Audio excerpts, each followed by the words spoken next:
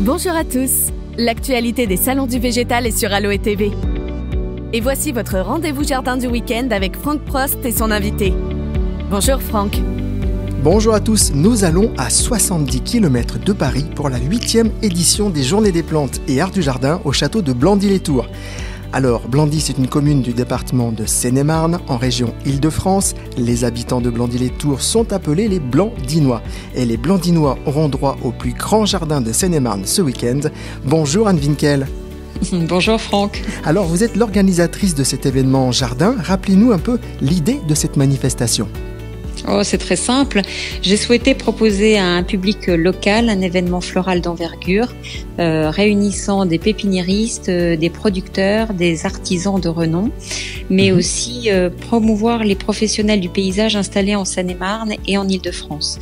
Comme vous l'avez dit, la Seine-et-Marne, c'est un très très grand département, bien sûr, avec de nombreux jardins, et c'était l'occasion justement d'offrir une proposition végétale de grande qualité et d'inviter les visiteurs à l'art du jardin, à s'initier, à leur permettre de découvrir des idées et des solutions pour aménager leur terrasse, leur balcon ou leur espace vert. Alors justement, Anne, combien y aura-t-il d'exposants pour cette 8e édition ? Alors, au total, ce sont 100 exposants qui seront présents, avec 40 pépiniéristes, 36 artisans, 21 producteurs du terroir et 3 associations. Justement, on parle d'artisans, on a parlé de plantes également. Que va-t-on pouvoir acheter concrètement, découvrir sur ce salon ? Il y aura des fleurs, des arbres, mais pas que.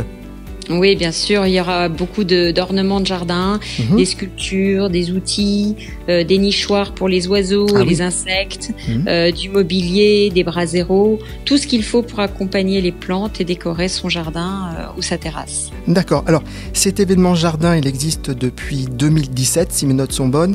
2016.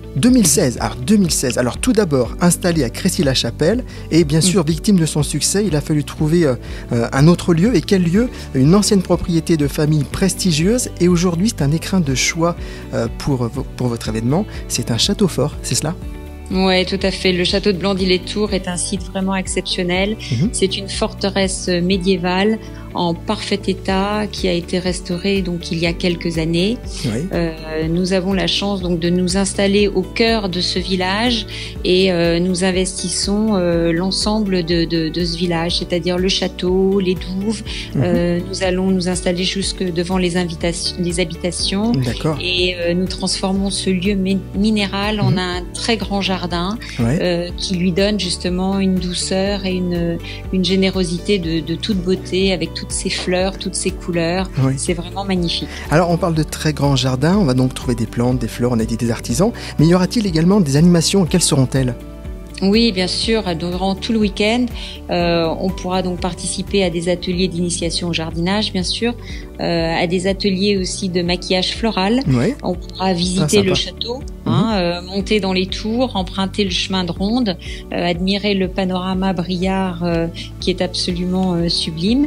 Et puis il y a aussi des conférences samedi, notamment samedi matin à 11h avec Pierre-Adrien Lagneau sur le thème de l'éco-jardinage, qui est notre thème annuel. À 14h30 avec Pierre Nesman, qui viendra justement nous parler des jardins et des changements climatiques. Et puis en fin de journée, la société du camélia qui nous parlera de la culture du camélia en Île-de-France. Très bien, de grands experts jardins, on s'en réjouit par avance. Alors, les amateurs de plantes seront bien sûr au rendez-vous, mais on peut dire aussi que c'est une sortie familiale. Est-ce que par exemple, Anne, on pourra passer la journée, se restaurer sur place ? Oui, alors justement, l'idée c'est de venir toute la journée pour pouvoir profiter de tous les exposants, du lieu. On a une restauration sur place avec 6 points variés de restaurants.